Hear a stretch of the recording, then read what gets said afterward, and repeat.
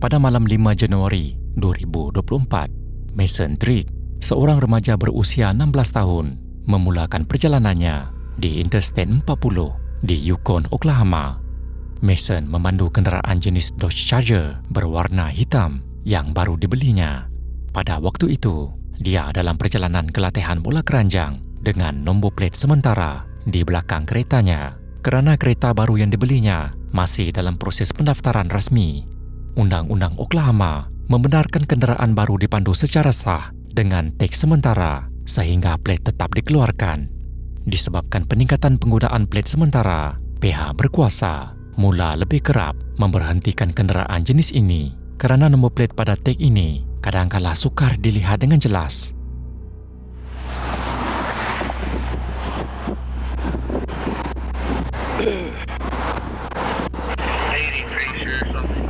Morning, Deputy Mendoza, can I get the sheriff's office? The reason I stopped you, you have no tag on your vehicle. Is there a reason for that? Yes, sir. Mason diberhentikan oleh seorang anggota polis yang dikenali sebagai Jose Tayahua Mendoza dari pejabat Sheriff Canadian County. Pegawai Jose sedang melakukan tugas rutinnya, memeriksa kenderaan di lebuh raya seperti biasa. Namun apa yang tidak disedarinya ialah menahan kenderaan di tepi lebuh raya untuk tempoh yang lama merupakan situasi yang sangat berisiko. Okay, I tell you what. I was gonna give you a written warning for the license plate. I'm not even gonna do that. I don't want that to show you.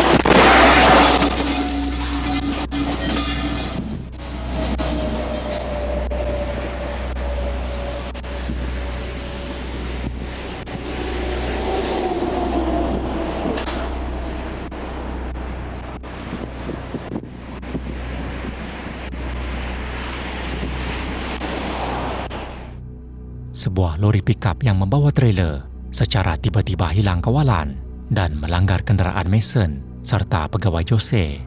Hentaman itu begitu kuat sehingga mendorong kereta Mason terbabas ke dinding pengadang bunyi di bahu jalan. Pegawai Jose hanya beberapa inci dari hentaman terus, namun nasib menyebelahinya. Walaupun cedera parah, dia masih sempat mencapai radionya dan meminta bantuan kecemasan.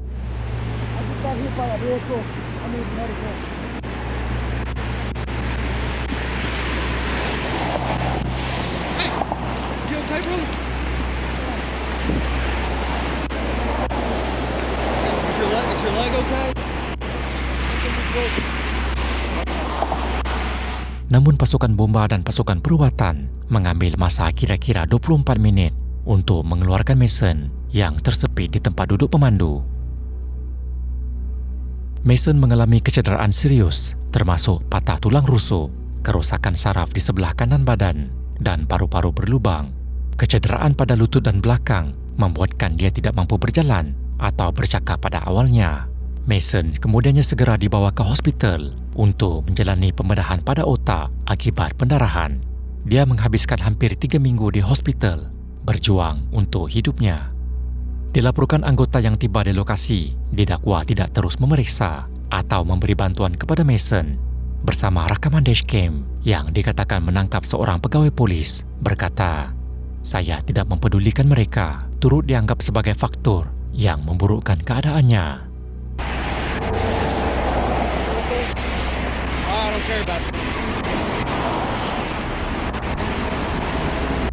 Pegawai Jose turut mengalami kecederaan serius termasuk patah tulang, gegaran otak dan kehilangan kesedaran seketika selepas kemalangan. I will be a liar if I say I'm not scared, because I am. I'm really scared to go back, but at the same time I'm really eager to go back and see my guys. I'll be back in no time. You'll see me on the roads again. Menjelang 1 Februari 2024, dia dibenarkan pulang selepas menjalani rawatan rehabilitasi, namun masih bergantung pada kerusi roda dan dijangka memerlukan proses pemulihan jangka panjang. Sehingga kini, tiada maklumat rasmi yang dikongsi mengenai sama ada pegawai Jose telah pulih sepenuhnya. Mason telah menunjukkan pemulihan yang ketara walaupun masih menghadapi kesan fizikal dan trauma emosi akibat tragedi itu. Punca sebenar lori yang melanggar kenderaannya masih tidak jelas, namun tuntutan undang-undang yang difailkan oleh bapa Mason menyatakan kemungkinan keletihan atau kurang perhatian pemandu lori digabungkan dengan keputusan pegawai untuk mengekalkan penghentian di lokasi berbahaya. Keluarganya menuntut ganti rugi termasuk pampasan kewangan sekitar $75,000. Namun sehingga kini, kes tersebut masih dalam proses mahkamah dan belum diputuskan. Menahan sebuah kenderaan di tepi lebuh raya tetap berisiko tinggi walaupun prosedur polis dijalankan dengan betul. Hanya satu kesilapan sudah cukup untuk menukar hentian trafik biasa menjadi tragedi yang hampir meragut nyawa.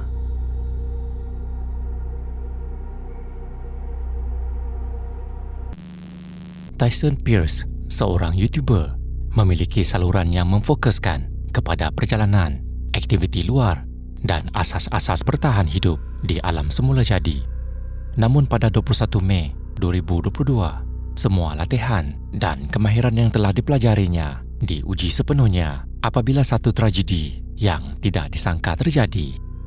Ketika itu, Tyson berada di hutan terpencil di Hawkesbury, Ontario, Kanada, sedang membina apa yang dipanggilnya sebagai Viking Turf House Survival Hut. Menemani Tyson adalah adik lelakinya serta seorang rakannya. Mereka baru sahaja mencapai separuh jalan pembinaan apabila tiba-tiba satu amaran cuaca kecemasan muncul di telefon Tyson. Environment Canada has issued a severe thunderstorm warning. Mobile coverage area, take cover immediately if threatening. Well, I'm going.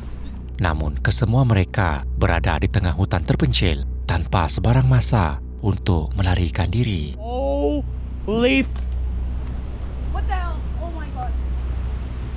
Holy I'm going. Oh, je pense qu'il y a une tornade. Non, oui, maman. On peut pas se sauver, c'est d'être là. Check. Ouais, c'est sauvé. Check. Qu'est-ce qu'on fait? Elle s'en vient, reste en dedans. Non, non, non. En dedans, en Non, dedans. je m'en vais. Non, on peut pas, il est trop tard. En dedans. Reste en dessous. Tornado. Tornado. Stay low. Stay low. Stay low. Stay low. Stay. Stay. Stay. Stay low. Is it leaving? No. Stay. Stay. Stay. Oh, buddy. Stay. Stay. Stay.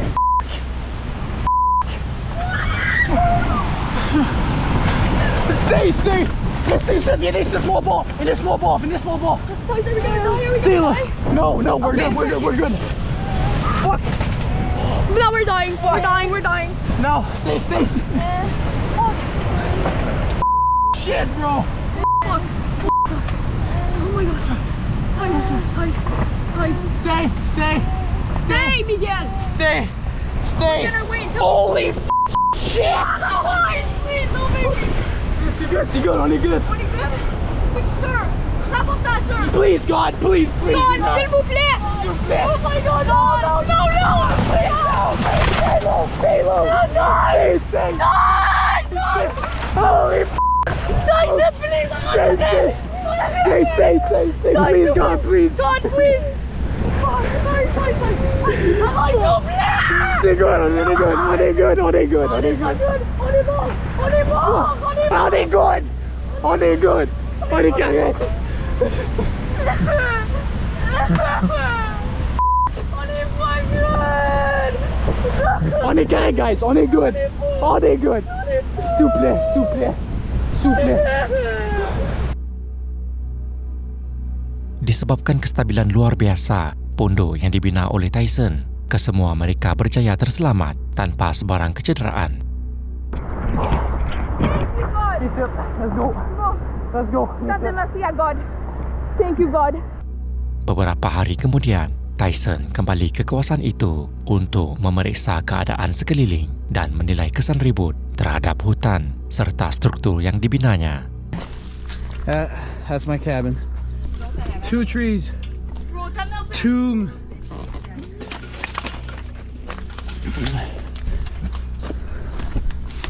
That's my cabin right there. That is insane. Snap. I need to clear the trees. That's snap there as well. Yeah, I'm gonna have to come back and like use like drills and stuff to patch everything up. Still can't believe it. If I would have not put this beam we would have died.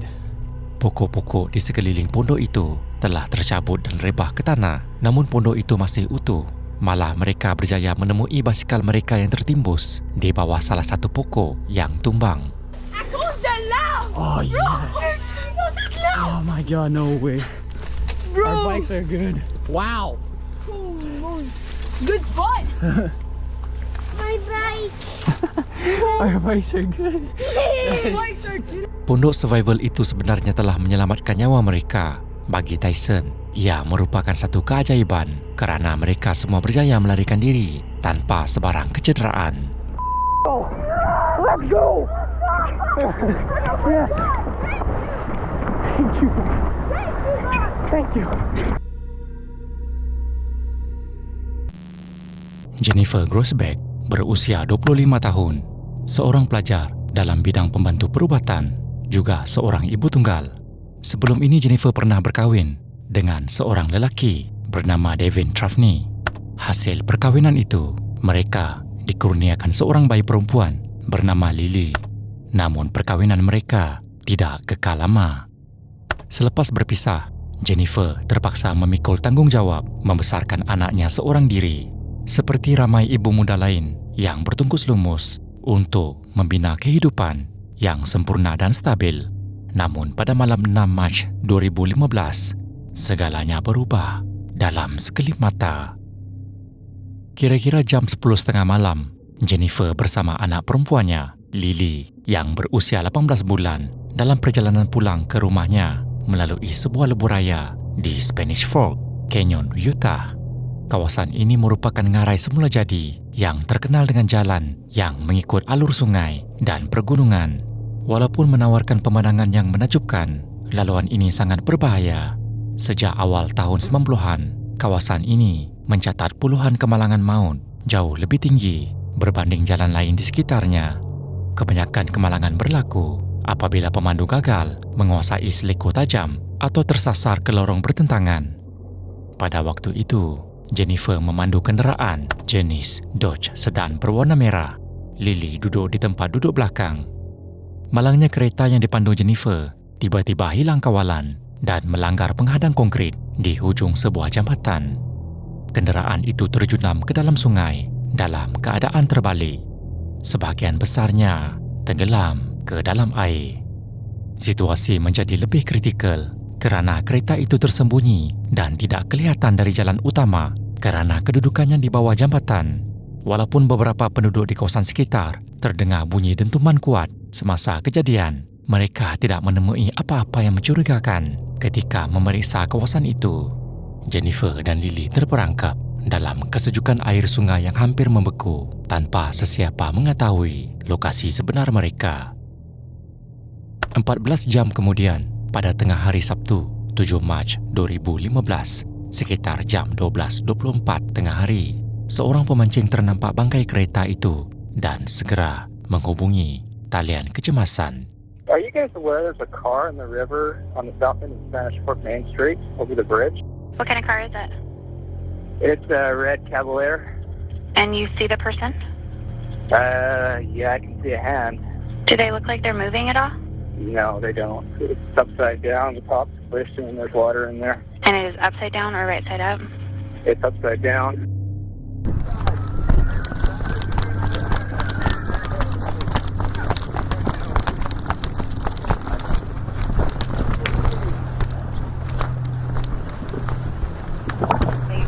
What have you got? What have you got?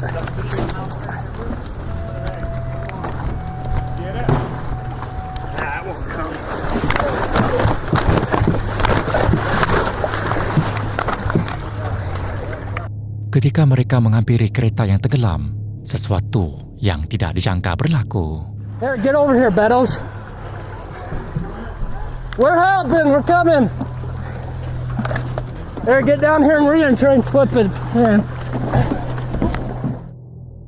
Semua anggota terdengar suara seorang wanita yang jelas berkata, "Tolong kami di sini." Kata-kata itu kedengaran jelas seperti datang dari dalam kereta. Salah seorang anggota polis di situ membalasnya dengan menjerit, We're helping. We're coming. anggota polis bersama pasukan bomba segera turun ke dalam air sungai yang hampir membeku itu dan mereka terpaksa berdepan dengan risiko hipotermia kerana suhu air yang sangat sejuk boleh menurunkan suhu badan. Anggota penyelamat terus berusaha untuk menolak kereta yang syarat dengan air itu ke tebing sungai. Namun apa yang mereka temui benar-benar mengejutkan. Anybody hear us? Hello?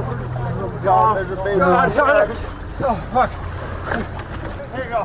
Got it? Got it? Here, pass her up, pass her up.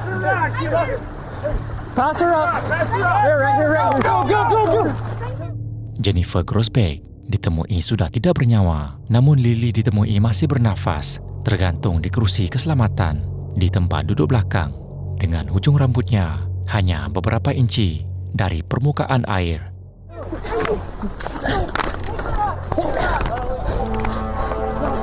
Come on, baby. She's definitely hypothermic. She's freezing. Anggota penyelamat segera mengangkat Lily keluar dari kereta. Bayi itu kemudian dibawa ke hospital berdekatan untuk menerima rawatan segera akibat hipotermia. Namun sesuatu yang aneh terus menghantui suasana itu. Suara seorang wanita yang jelas kedengaran dari dalam kereta. Suara itu bukan dari Jennifer yang telah disahkan meninggal dunia dan bukan dari Lily yang ketika itu masih lemah dan tidak sadarkan diri. Persoalannya, dari manakah suara itu datang? Menurut seorang penyelamat, suara itu jelas milik seorang wanita. We heard something saying, help us inside. And so it was at that point that we, said we have to get in that car now. And we all, the four of us, were able to push the car on its side.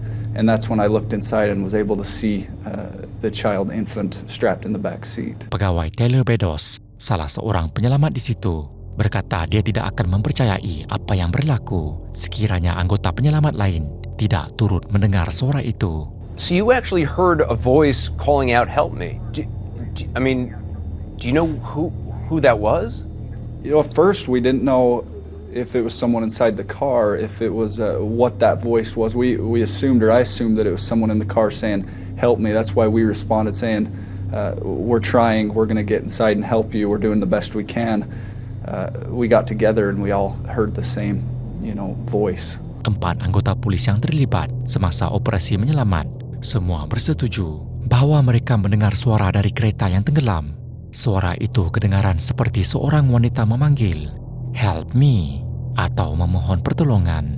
And Jared, you heard that voice as well? Yes, I did.